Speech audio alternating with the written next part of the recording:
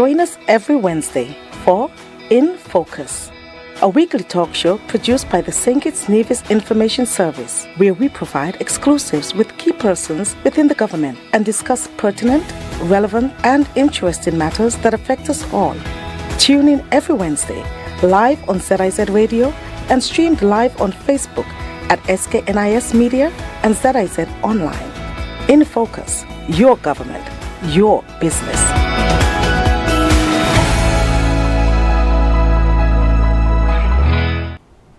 I'm Ian Richards, welcoming you to InFocus, a weekly program that takes a closer look at what's happening within and across the government of St. Kitts and Nevis.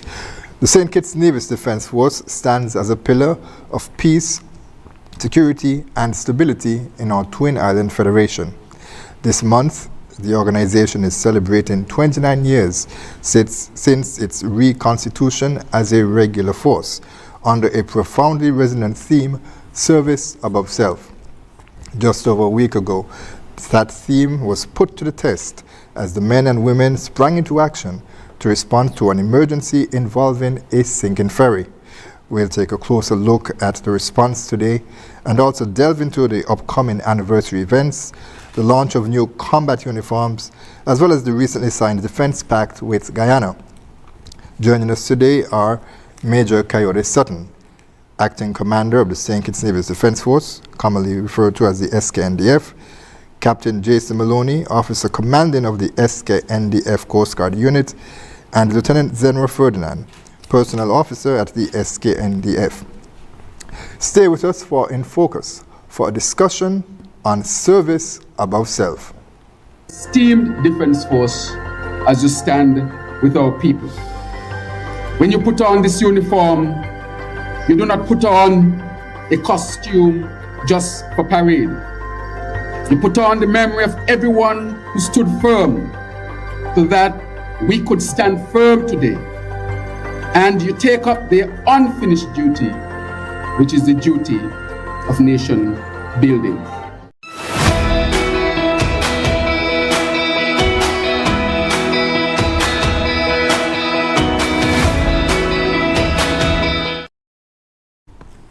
Thanks for staying with us and allow me to welcome back to InFocus, Acting Commander of the St. Kitts Nevis Defence Force, Major Sutton. We have Lieutenant Ferdinand, if we're going in order of they are seated, and also Captain Jason Maloney. Welcome to each and every one of you. Thank you very much. Good afternoon. Right. So let's start with this year's anniversary theme, as I mentioned, service above self. It's a theme that we model to use for our discussion as well too. Talk to us about the significance of these words right now to the SKNDF, and what does that look like in the day-to-day lives of soldiers, the men and women, as part of the organization? All right, thank you, Mr. Richards. The St. Kitts Nevis Defence Force was reactivated into the regular corps on the 10th of July, the 18th of July, 1997. So this year marks the 29th anniversary.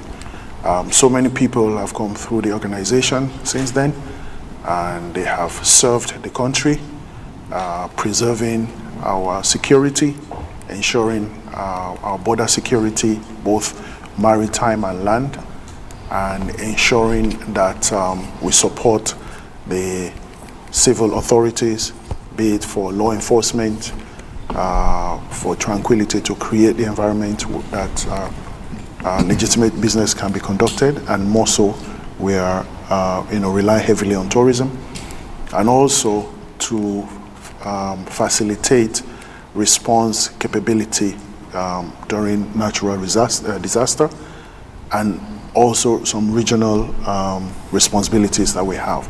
So the St. Kitts Nevis Defence Force is here to serve, has been serving long before the 1997, but in a different capacity. But once the force was, the regular corps was activated in 1997, we went into full force. So we had, it's like more or less we have a regular army, not a volunteer reserve. So on a daily basis, we have daily routines, duties that we have to keep. So, and I guess the results of our activities speak for themselves. Just like you mentioned about the vessel that was sinking just the other day. I think it was last week.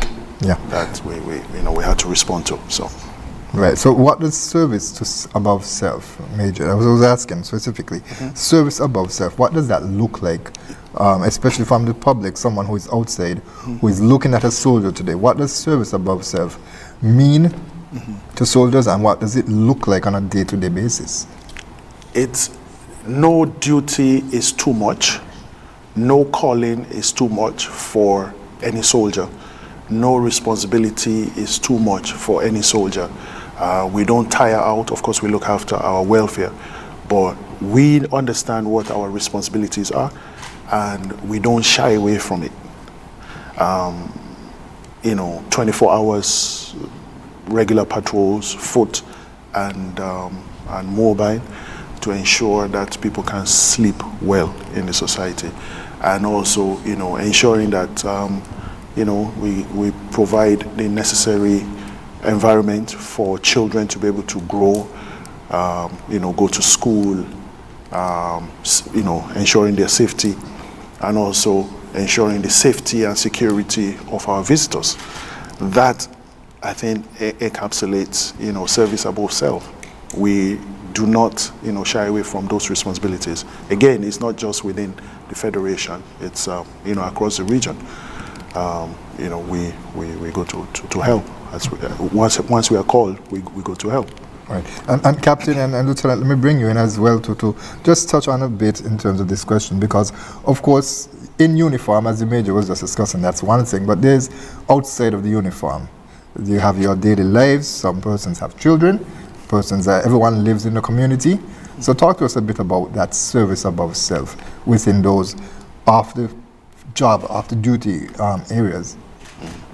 Okay, so as it relates to that service above self, as Major Sutton highlighted, it's not just about, well, it's basically going beyond our military responsibilities.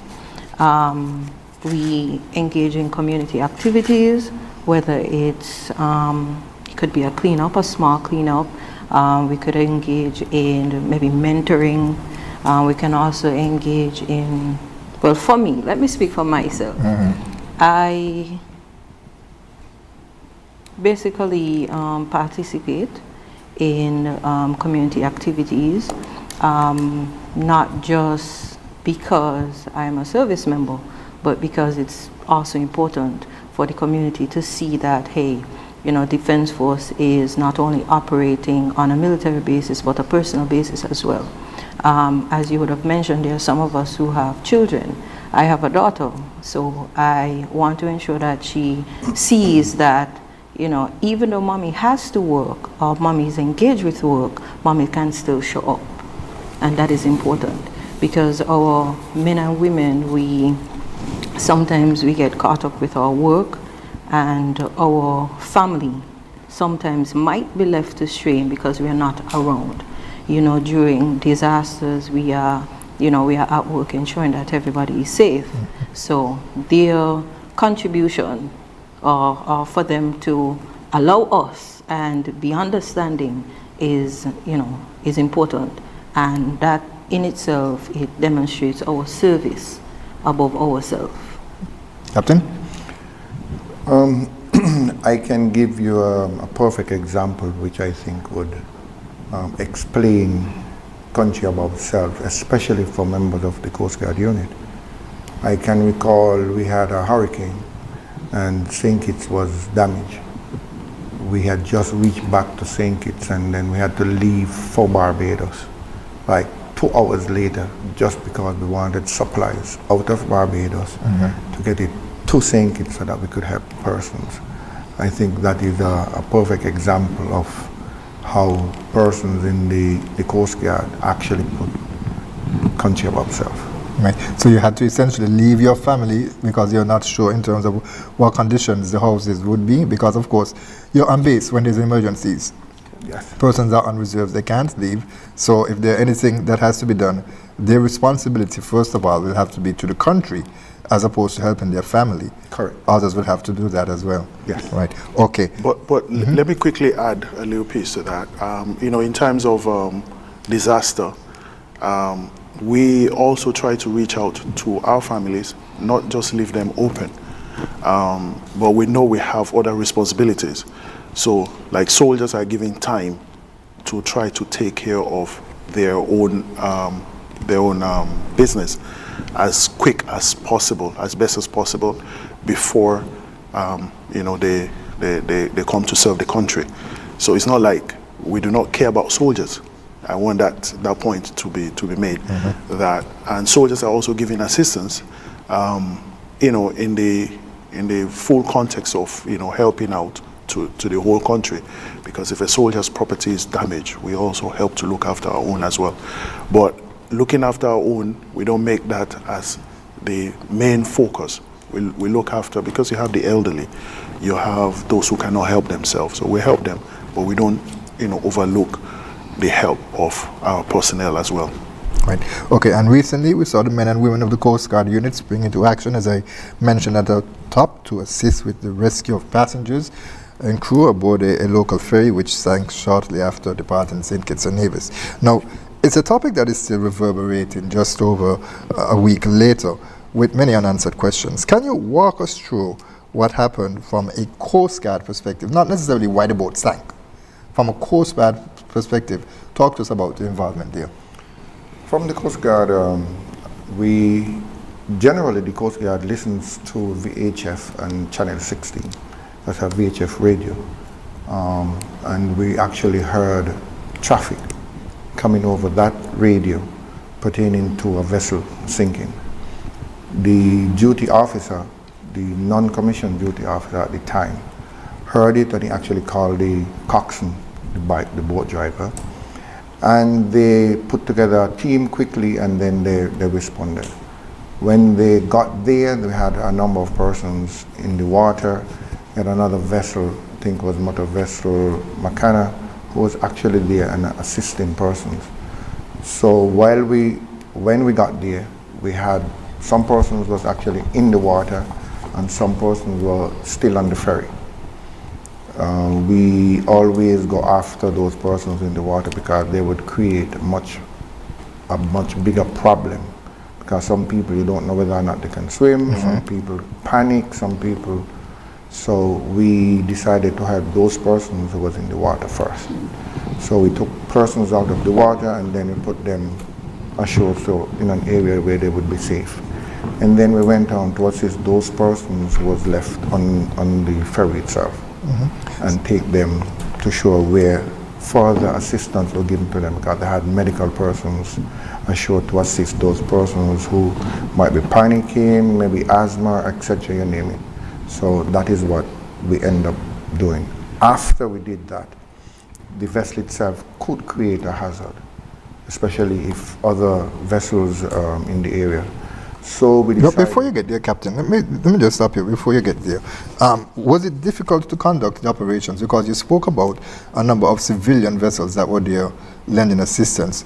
Is it difficult to maneuver in that space when there are so many persons around trying to help, especially as it comes to the sea, the boats drift? It's always difficult in and around a situation like that, because you have a number of persons in the water. You have vessels that you have to be looking out for. You have wind that is going to create another problem for you. You have current. You have persons who are scared. And so you have to be mindful of operating with other vessels, operating with persons in the water, and do not create another problem. Because you have props from the engine. If they hit somebody, you're going to create another problem. So you always have to be mindful of everything around you, so that you don't create another problem while assisting the persons in a particular scenario. Well, I can add to what Captain Maloney has just said. I have a Coast Guard background as well. Coast Guard personnel go through incident command training, so that kicks in. It becomes second nature to Coast Guard personnel, that you do the quick assessment of what is going on, and of course you know, safety is one of the forces that you have to ensure that is maintained. And you know, all that is happening.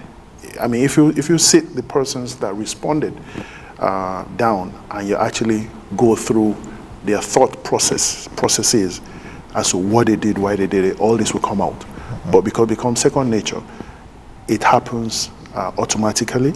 They do the assessment of the incident scene, just like Captain Maloney has just mentioned, and you know, then they effect the necessary measures that need to be taken. And when you have a situation like that where people are panicking, a vessel is sinking, you know, there'll be a lot of screaming and so on, it becomes hazardous to even operate there. But with the training, extensive training, professional training that the Coast Guard personnel will have had over the years, they are able to function and also able to take into control the civilian vessels, all those, you know, good Samaritans that come in to assist. So now you probably find the Coast Guard personnel now assigning duties to persons. Okay, you take this person, you know, things like that, so that it can be a coordinated effort. Right. And in terms of the response itself, Captain, perhaps you can share a bit on the assessment. I know that after every operation, there's an after-action report, there's an evaluation done. Based on the reports that came in, how did the men and the women perform? I think the men and women perform credibly in a professional manner. I think they handled the situation well.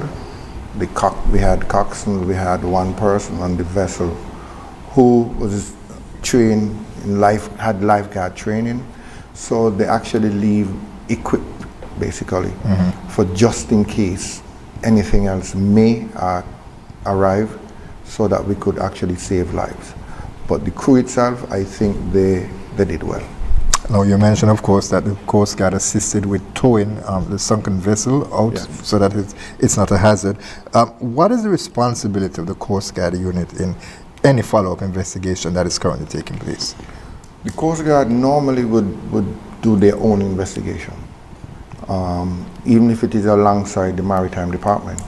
And then we could always share call-it notes, just to ensure that the incident is properly covered and to see what areas we can improve on, what training or advice can be put into the normal operation, so that we could avoid things like this happening. Is that report issued separately, or is it included in the report of the Maritime, the whole incident? It would be part of the entire file pertaining to the incident. And is that report normally released publicly? There are a lot of persons, of course, who, as I mentioned, unanswered questions. There are persons who are trying to find out what happened. Is that normally released publicly, or is it shared with the authorities and they will decide appropriately? Shared with the authorities, does not be shared publicly, no. Right. Okay. Now, you mentioned an important term, the Maritime Board. And of course, we've seen in St. Kitts and Nevis that there's an increase in maritime activities. And when I say maritime, of course, I'm referring to ships and sailing and stuff like that. Tell us a bit about the Coast Guard's responsibility as it relates to that area, because we know, of course, that there are a number of increase in ferries, especially with the water taxi that came on, that has really exploded. We know, of course, that there's been an increase in cruise ships operating within our area. Yachting is something also that the government has been very keen on growing in St. Kitts and Nevis. So how is the Coast Guard unit able to manage this increase? The Coast Guard normally would have meetings, discussion with the various departments, so that we can see and plan towards some of the problems that we are now seeing, so that we could make the marine environment a much safer place. That also include the fisheries, because there are a number of fishing vessels also. So we always collaborate and actually plan training as much as possible, so that we could help and provide the services that is needed for the maritime environment. And what steps can boat operators, fisherfolk, as you mentioned, those that go out and fish, and passengers take before going out to sea? I would wrap it up in terms of safety. There are a number of equipment that persons can walk with to ensure that they are safe. One of the equipment is a GPS. Should something happen, you could send a position as to where you are so that Coast Guard could actually come and find you. Some persons may say, I have that on my phone. Do I need a dedicated device? If you have it on your phone, then you would have to send it to somebody who you know. Hopefully that you have service. The GPS now, you could be anywhere, but if you don't have service or data, then you would not be able to send that position. Right. So you could have your phone, that may help. GPS also can help. Life jacket. Should something happen, it's better to have a life jacket than to be without a life jacket. Safety gears, you have radios. Make sure if you're going out, make sure your phone is charged. Small things that you can do just to ensure that safety first. And should something happen, that we know where we can come and find you, because the water is vast, wide area. Sometimes people panic, they get scared, and they think they're telling you something, and all they're giving you is a wise goose chase. So it's always better to give me a position, which is latitude and longitude, and then we as in the Coast Guard, we know exactly where to come and find you. Right. Okay. I've heard it mentioned, of course, as you touched on lifeguards. There's the inflatable tubes as well too. But what about rafts? Inflatable rafts. Is that something that is recommended here? Is that something that is provided here? The inflatable raft is a life raft. Normally, you don't really see them on smaller vessels. However, they are there if you choose to purchase one. They cost a reasonable amount of money, and after a period of time they have to be serviced. We do not have that service in St. Kitts. You may find it in St. Martin or Martini, but we do not have it in St. Kitts. So even if you purchase one, then you would have to be responsible for ensuring that it is being checked ever so often based on the specification for the raft. Is that something that you would recommend? Based on the size of vessel, yes, but for the smaller fishing boat, no. Right. Okay. Especially when you're transporting passengers as the local ferries do. All right. In addition to that, Mr. Richards, quickly, in capacity development for maritime crisis, we have an upcoming tabletop exercise that will be coordinated by Christoph Harbour. They reached out to, various agencies, I think the Ministry of Tourism, the Defense Force, and the Maritime Services, and they'll be conducting that sometime this week. So it's going to be Operation Blue Horizon Multi-Agency Maritime Crisis Simulation. So this also helps to build the capacity, the national capacity to deal with this crisis, because the exercise, the tabletop exercise is looking at is all the maritime crises that we've had over maybe the last year or more, and more so the recent incident. All that they're going to look at it, and they're going to be able to further look at the response mechanism and be able to enhance it. So, all this, the in-house training and also national training, and of course international, we get all those opportunities to develop our national capabilities for these incidences when they occur. Now, Major, the Defense Force also has stepped up border surveillance as part of its responsibility to detect and prevent illegal activities. Yes. We've seen the growth in maritime traffic, as I mentioned earlier. I know that the St. Kitts and Nevis Defense Force, actually on the same day, the Coast Guard unit was called to lend some coordination assistance with a boat that was also traveling back to Antigua. Are there plans to acquire more assets so that there can be greater activity in terms of surveillance, in terms of rescue operations need be, and just regular patrols? Yeah, okay. When I took command of the Defense Force, there were a number of, I did an assessment and also presented to the government what we will require to be able to function. effectively. So we need like a OPV, that's a bigger boat, because Stalwart is decommissioned now. It served its time and is no longer functioning. So the government is already looking into acquiring a OPV, that's an offshore going patrol vessel.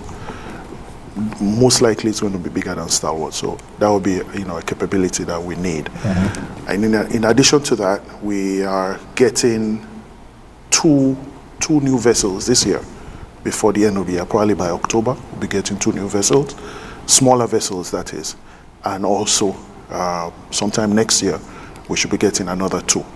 So all these are added capabilities to help us to deal with the increased activities that is taking place in the Federation. We know that there's a number of enhanced maritime activities taking place in Christopher Harbour area. And again, you see now that they're putting together opportunities for people to train and develop national capabilities. But in addition to all this, we also have other assets that we use to monitor our border, for maritime domain awareness. I will not want to, categorically state everything that we have, but the government is making enormous effort to ensure that we get what we need to be able to monitor our borders effectively. I can say we have coastal radar systems now. Okay, so we're able to monitor our coastal areas effectively. Mm-hmm. That's one of the activities and so on. And the St. Kitts Nevis Defence Force is also looking into establishing our own air guard, but we're not necessarily looking into an aircraft at the moment. We're looking into capable unmanned aerial vehicles that we can use. We can effectively use those to monitor our coast. Those are drones. Persons typically know them as drones. Yeah, those are drones, but right. these are not just small drones. These are, well enhanced drones with a lot of capabilities to be able to do this. And they function in so many different ways. They help to save on unnecessary utilization of maritime assets, because you can send out this UAS to survey the coastal area or check out a situation that is happening on the sea. And if it is a situation that requires a response, then you send out. So it will be targeted, right? Not just patrolling and hoping that you run into something. This will be intelligence-led, targeted operations. So we'll become more effective, and there will be higher yields to our operations. So all these are ongoing. Like I said, we have 2 new vessels are coming in this year, and we're having another 2 coming next year. And we have been doing all that we can with the old vessels that we have to keep them active, to keep them serviceable, to serve us, until we get something better. Now, you mentioned, of course, that Stalwart would have served its time. I remember when we hosted trade winds initially back several years ago, the very first one, the U.S. government, they mentioned that, of course, Stalwart came through a donation for the U.S. government, and they mentioned that how surprised they were that it was still so functional at the time, that they would have given it made contributions, or should I say donations, to several islands, but because of the expertise of the training here, of the engineers in keeping it maintained properly, it was still able to operate for so long. Yeah, Stalwart was the only vessel of its class, of its era, that was functioning across the Eastern Caribbean for well over a decade after all the others had gone down. So we had to go to the rescue of all the other islands. We go all the way down to Barbados to rescue everybody else, and conduct supply operations and things like that with Stalwart. So Stalwart, indeed, it was due to the expertise of the personnel, right, and the capabilities that was developed in-house locally. And of course, the investment, the interest of the Coast Guard personnel to keep Stalwart especially, operational for as long as she was. That's a credit to the men and women that serve. Yes. All right, we're going to have to take our first break. We're at the bottom of the hour already, and when we're going to have to take that break, and when we come back, we'll jump into the anniversary activities. I know Lieutenant Ferdinand in particular is very excited to talk about those, and so we'll share a bit more about that. Stay with us, viewers and listeners. We'll be right back with more In Focus. You have a strong legacy on which to stand. And looking at you today, smartly dressed, with your back straight, committed to the defense and well-being of our nation. I know as our people look on, we are all extremely proud of you. And so I finally say today, march on, march proud. And we say to our people, let us always be grateful for your service and the greatest example of country above self.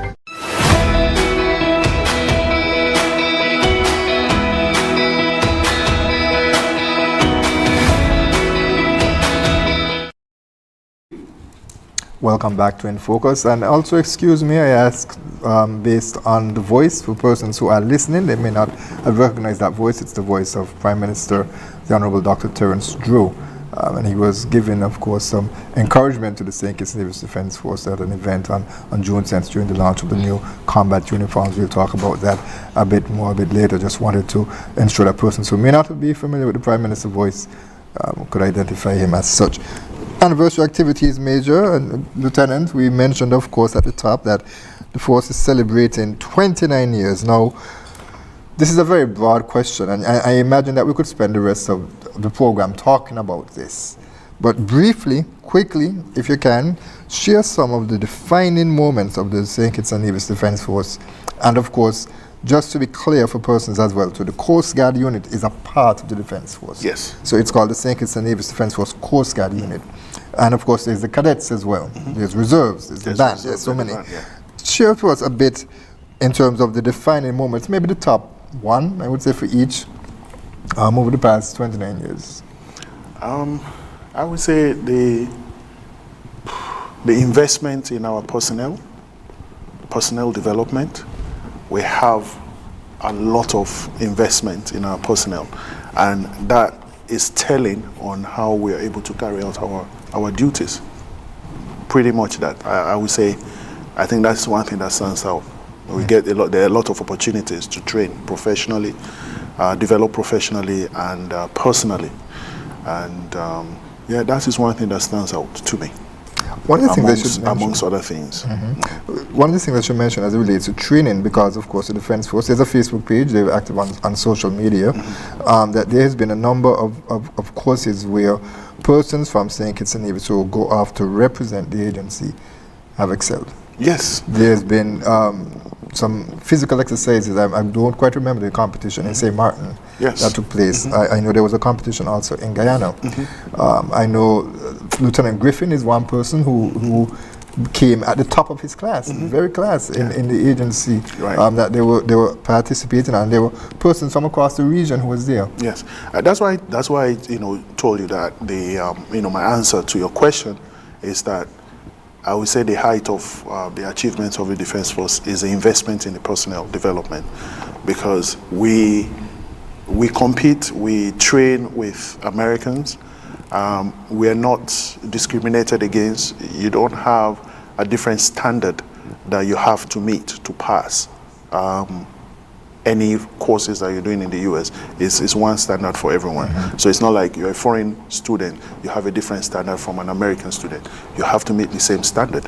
And for a small country of about 50,000 people, for a small defense force like ours, to have our personnel go to the United States or anywhere in the world to train and compete with personnel from those countries with all the resources, with all the might, and excel, it's indeed something that we need to, pay attention to. And that's why I say the personnel, investment in our personnel development is key to the St. Kitts and Nevis Defence Force. Yes, we participated in activities with the French in St. Martin, and of course, we don't go to anywhere to fail or come second. Sometimes, you get challenged with some form, get some challenges in one form or another. We learn from it. We come back, we look at it, we plan, and we go at it again. And we always excel. We had participation in the 60th anniversary of the Guyana Defense Force. They had the challenge, run and shoot exercise. We didn't actually prepare enough for it. Our soldiers had never been to compete at that event before, but we went, we competed, and we did well. We didn't come last. We didn't win first place, but we did well. And I did mention in Guyana that we'll be back. And the next time we go back, I'm sure that we're going to take the trophy. And there are so many others. And then you also mentioned Griffin. He had the opportunity to go to train in the US, some specialized training he did recently, and he did very well. And also he had the opportunity to go to Trinidad and Tobago on a RSS organized course, and he topped the course. Now you have persons from across the region that were participating, much bigger forces and so on than ours. But little St. Kitts and Nevis, we always perform. We always, come top of the class. Right, and of course it's just one name that came to mind. There are so many others that has the opportunity. Everybody here, Ferdinand has had opportunities. Captain Maloney just returned from some training recently too. The 4th Sergeant Major, soldiers, as we speak, there are soldiers that are on training, all sorts of different forms of training elsewhere. We're having some attachment of our personnel to be attached with the US Navy for some operational capability development shortly, and this is going to be going from now till next year. And all this help to enhance our capacity at home. That would be a good point to pivot to training, but I did promise that we're going to talk about the anniversary activities, so we'll have to come back to that and recruitment as well too. So Lieutenant, let me bring you in now and speak to us a bit about some of the activities that the Defense Force will be celebrating, using to celebrate and highlight public awareness. I know, of course, that there was a church service, and we have a photo that was taken after the church service. It was held at the All Road Methodist Church. Now, as I mentioned, it was the first of several community engagements, which include a community cleanup that will be taking place on the 11th, an open day and health fair that's going to be taking place. There is also a garden home makeover on July 23, and these are just some of the activities that will take place. But I want to ask you specifically, not about these activities, we can touch on those a bit later, but there seems to be an intentional plan to involve the community in the celebration. Tell us a bit about that. All right, thank you, Mr. Richards. To involve the community, it was deliberate. Some persons may look at us and say, our faces are always strict, we are always stiff, when we go out, we're doing our patrols and these things. But what I want to add is that we have to also look out for our community, and that is very important. The community involvement, we go beyond our military responsibilities, as I mentioned previously. And to involve the community, we build relationships, we build partnerships, we build an understanding, because we cannot do it alone. Defense Force cannot do it alone, law enforcement cannot do it alone. We have to have the assistance from our community. And one of the things that I think Major would have mentioned about, if he did or did not, fighting crime. So to have our community engaged and involved, that is important. Now, our activities that we have planned, as you would have mentioned, we started out with a church service. Of course, we have to give thanks to God for allowing us the opportunity to see another day and to be able to serve. We are looking at doing a cleanup. It's not specifically a community cleanup, it's more of a gravesite cleanup, but it involves families of our fallen soldiers. This cleanup, basically we show our appreciation for those who are falling, we show our respect to them, and we also give our gratitude to family members of those persons. So you're talking about that Springfield Cemetery? We have all over. We have fallen soldiers in Sandy Point, Kayode, and at the Springfield Cemetery. So it will be island-wide. Okay. We have our open day fair, health fair, that is going to be done in the Independence Square, and we encourage the public to participate and basically to come out and engage with our soldiers, our servicemen and women. There might be persons asking, how is it at Defense Force? What do you do? Because there are persons that still ask those questions. So, we have the opportunity for them to do that. It's also a health fair, so persons can come and do their wellness check, maybe blood pressure, they can check their vital, whatever it is, it will be happening there. And I imagine that wellness check could also be available to the men and women that serve as well too. Of course, it is something that we do annually for our servicemen and women, because of course we have to ensure that we are safe. We are providing those security and help to our community, but we have to first protect ourselves. Right. So yes, that is afforded to our servicemen and women annually. So at the open there, I would imagine there will be gears where persons can come. As you mentioned, find out, they can see the equipment that they work with. Correct. Yes. Captain, can you tell us a bit about some of what will be featured from the Coast Guard unit? Of course, it's a specialized area. From the Coast Guard on that day, we're going to have a different set of equipment that we use. Life jacket, maybe engine, things that we would work and use on a daily basis.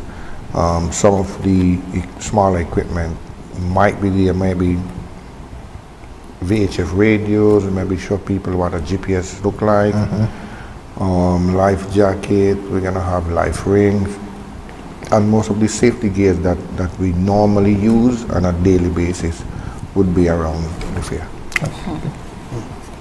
All right, Lieutenant, so we have that. You mentioned the open day will be held on the 11th. On the 6th. On the 16th, excuse me, on July 16th. There's a sports day on the 18th. I imagine that's for members within the force to compete. That is correct. What is it, Coast Guard versus infantry versus band? How is that going to work? Well, Or come and find out. Come and find out. It would more center around. I don't think it would be wise to say unit against unit, because as we know, one unit would be larger than the other. Well, in terms of numbers, not capability. Well, because of course, when it comes to the Independence Day parade, there always seems to be one unit that dominates. I'm not going to call names, but the results are always made available by the Prime Minister at the end of the parade. Not to stray from that topic, but we also have our females who also attend yes, of course. the Independence Parade. So it's no longer unit because of females. We're going to go in and we're going to dominate. So the this sports year day, especially. yeah. So the sports days. So the female platoon. Sorry, based on what you're saying, the dominate. You're saying the female platoon returns this year, or you're speaking about the sports day? I would have to allow Mr. Sutton to speak on that. Well, I was just listening. I thought she was insinuating something. So I guess, she says the female are going to dominate again. Well, there's still time. We're in July. There's August and September to come. We will see. Right. We'll see. Okay, so the sports day, so it's open to anyone? Anyone can come? It's open. It's and open to there anyone. Fee? No, there is no fee attached to it. We will be looking at having it at the Mac Night playing field, right close to the Irish Town Primary School. Right, okay. Yes, and so it still starts at 10 a.m.? Yes, correct. Right, okay. So persons will be able to get refreshments there, or they'll be available for purchase? Yes, they will be on purchase. They will have to purchase. All right. We have on the 23rd a card in home makeover. Correct. What's that? That is our servicemen and women going out, and it's not a building makeover. It's a person makeover. We're going to assist in grooming. We have our servicemen who, cut hair. We're going to allow them to have the opportunity to assist with that. And we have some fine hands. I say fine hands because our females, they are good with their hands in terms of braiding and stuff like that. So we're just going to go and do a small makeover, or assist with a small makeover of the personals down there. And then we have a graphic with the full activities that will be taking place during this month that we can probably place on screen right now as well. I'm not sure if it was up before. But in addition to the events that we just mentioned, there is also a family beach day, which takes place on the 26th. But most importantly, I want to talk about the recognition of service members. Now, you spoke about the cleanup, the community cleanup involving the graves of persons who have fallen, the recognition of service members. Tell us a bit about that. For the recognition, we are looking at persons who would have served over a number of years. We're looking at from 15 years upwards. We also have persons who would have retired as well. And just to show our gratitude for their service, that is something that we are looking at, to giving them something, basically. That's a cool ceremony? Yeah, well, it's going to have, we're going to have a little ceremony, nothing big, but it's more centered around the persons who have served and, who have given a significant number of years of their lives, who might still be in service or who have retired, and some might have passed on. So we'll give whatever it is that we have to give to their next of kin as well. We think that it is important to recognize people while they are still here, because there are a number of persons that have made contribution, service above self to the country. And so we want to utilize this opportunity. We also, something also new that we're considering is the 10th of June 1967 anniversary. We mark the 59th anniversary this year. So next year is going to be 60. Now, as the years go by, we, more and more of the persons that were around at the time are no longer here. So we want to try to create like a monument at Camp Springfield for them, for those persons, and also have the names of the persons that were there involved, so that we do not later on be speculating, who was there and who was not there, because we still have a few people around today who were there. Or even doubting the existence that it happened. Right, who were there, because whatever happened on 10th of June 1967 is part of our history. Good or bad is part of our history. So we just, embrace it and move on. So we're looking at erecting a monument for them. The Honorable Prime Minister is committed to that, and he urges that we should look into that actively and make sure that it is done, so that we can recognize those people. Again, like I said, a few of the persons that were present on that day are still alive. They are here, and we want to recognize them. It's all part of the recognition, of persons who have served. We cannot pay people for their lives. There are persons who got injured while on duty, seriously injured while on duty. You can only do so much, but you can't return them to where they were before they got injured. So the little recognition is, to say thank you for your service. Service above self. And you speak also of the physical damage or physical injuries that they may suffer. There's also mental as well. Right. It's an extremely stressful job. Yes. But before I move on, Lieutenant, if you could just speak to, as you mentioned, that intentional involvement of the community, encourage persons who are under the sound of our voice to participate. What would you say to them? This is your time to see what we can do for our federation, or what we have done for our federation. You also have the opportunity to be a part of us, participate with us, and be able to put service above self. Even though you're not a part of the organization, you still can put service above self.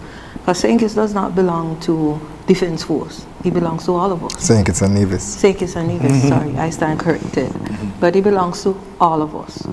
So participation from the community would definitely be important, and we encourage everyone to have a part. Okay, we're going to take a final break. It'll be a quick one, and then when I come back, I want to talk about, as we speak about the Nevis component of it, of course. There was a recruit training that was done there for the very first time. I want to share briefly about that. Okay. Stay with us, viewers. We'll be right back with more In Focus. It's going good.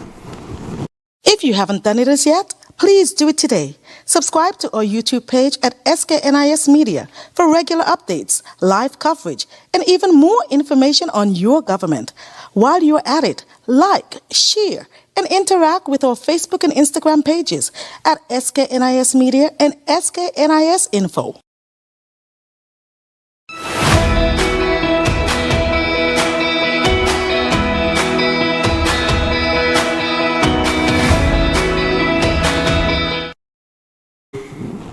Thanks for staying with us. Our guest on In Focus is the Acting Commander of the St. Kitts Nevis Defense Force, Major Kayode Sutton.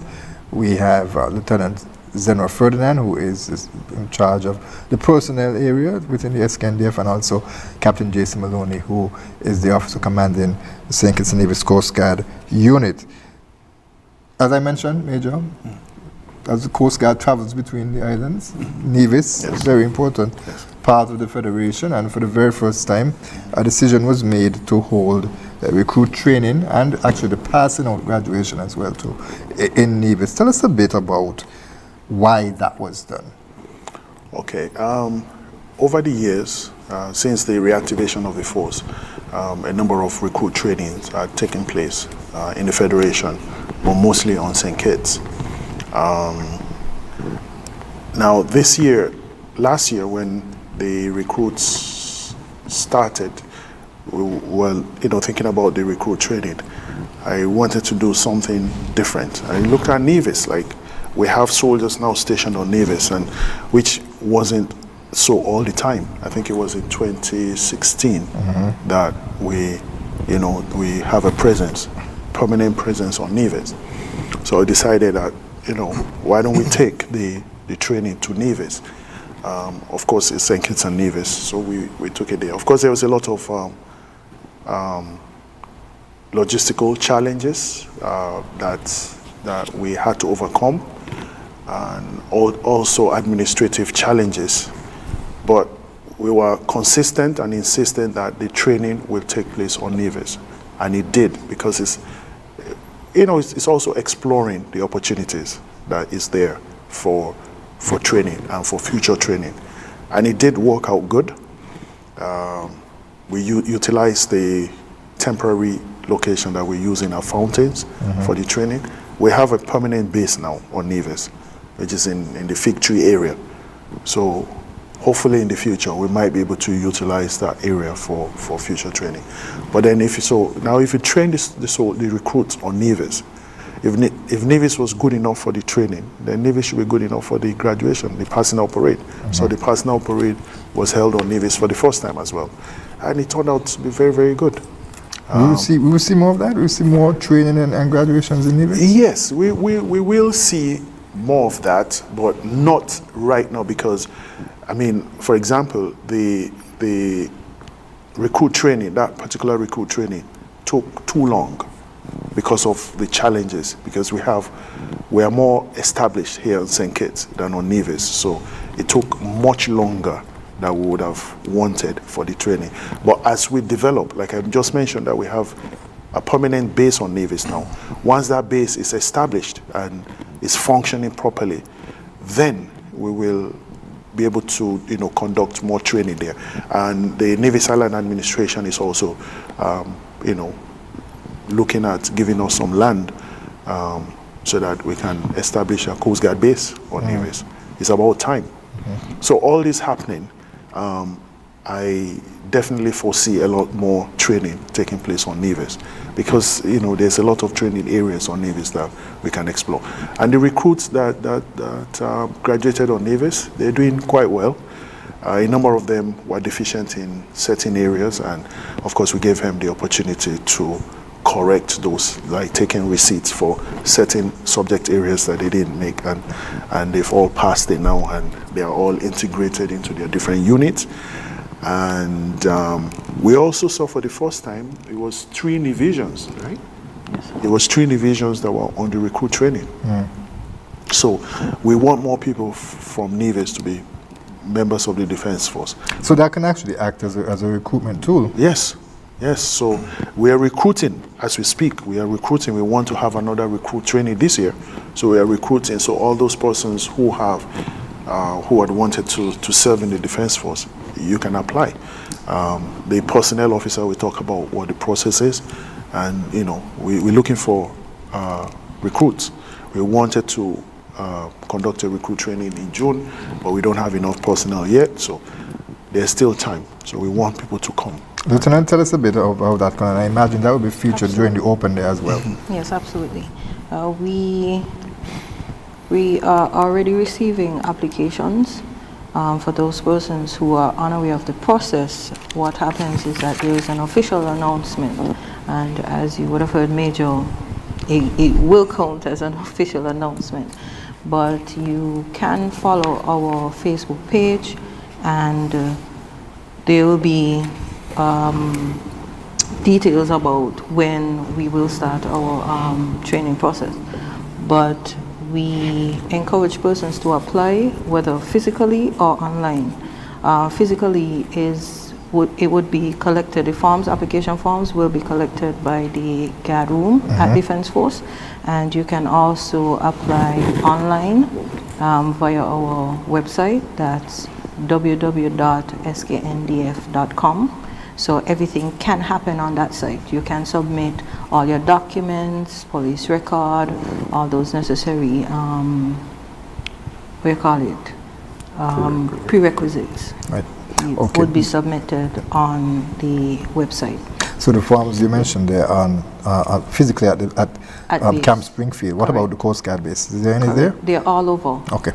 We have our personnel from the Cadet Corps. We're also recruiting for the Cadet Corps as well. Cadet Corps, we are also recruiting for the reserves. All those applications can be submitted whether online or physically. All you would have to do is to specify whether or not you want to be regular or reserve. That can be done on the same form, but for cadets, because it's of a younger age, that form is a separate form. Right, okay. Yeah, I want to stress on the reserves.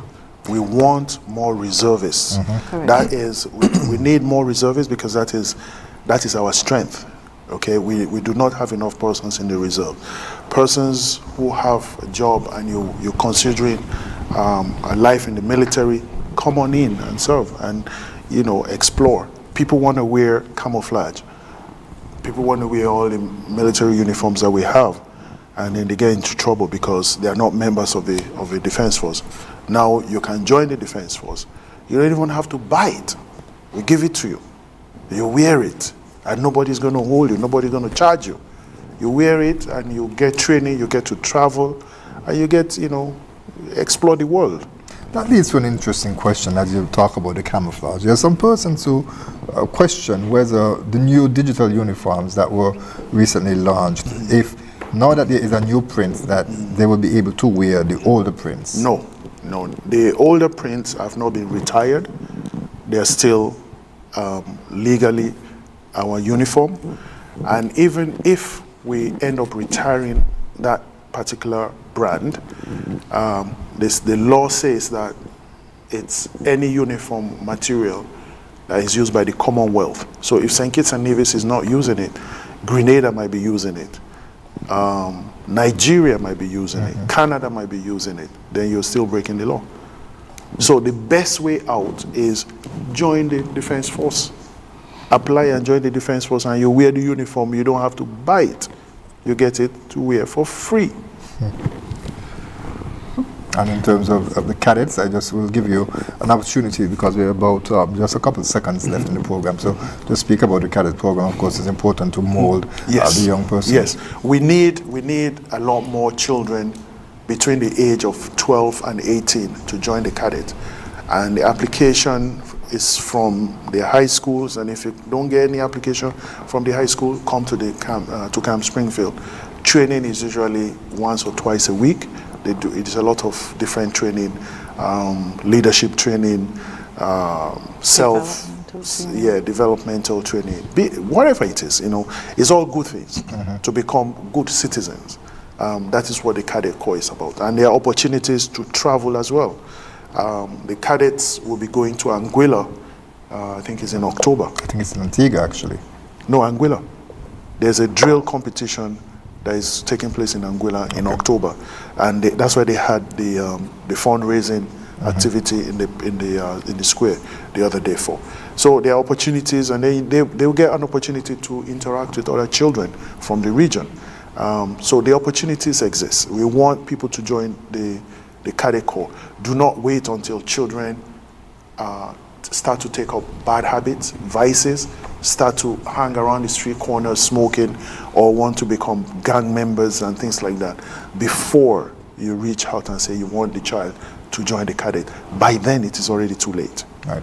We want to teach them the good values, the core values in life, to become good citizens and be civic minded before the peer pressure comes on them to join the gang, because then they know that they don't want to be gang members and they can choose rightly. And so we want people to pardon me? Adopt that mindset of service above self. Service above self. We'll have Absolutely. to leave it right there. Yes. Thank you so much, Major Kayode Sutton, Lieutenant Zenra Ferdinand, and also Captain J.C. Maloney for joining us for this edition of InFocus.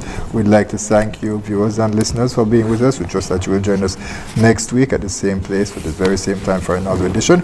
We'll be giving a health update with the Permanent Secretary responsible for health, and also Dr. Jensen Morton. So we trust that you will join us then. For now, I'm Ian Richards. So long. Join us every Wednesday for InFocus, a weekly talk show produced by the St. Kitts Nevis Information Service, where we provide exclusives with key persons within the government and discuss pertinent, relevant, and interesting matters that affect us all.